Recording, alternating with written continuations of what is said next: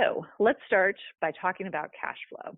The cash flow challenge in a creative career, as many of you probably know, is you have irregular sources of income and very regularly scheduled expenses, right? Your expenses, both in a personal context and very often in a professional context, are fairly predictable. You may not know exactly what amounts they will be, but you know you will be paying your rent or your mortgage for your studio on a certain day every month, and your utilities will be due on a certain day each month, right?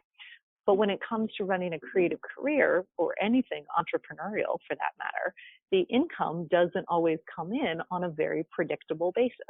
So that creates some cash flow challenges.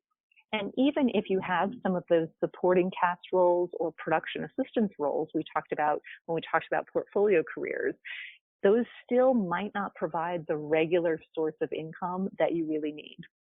So let's pretend you have a thriving studio practice and you also happen to teach. If you are teaching as an adjunct, you might only be being paid monthly during the semester when you're teaching.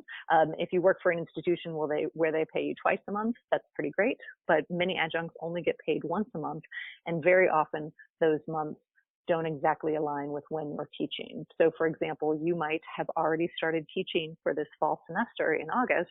You might not get your first paycheck until September, right? So that can create a big cash flow problem, especially if you're spending a lot of time doing work that you're going to be paid for at some point in the future.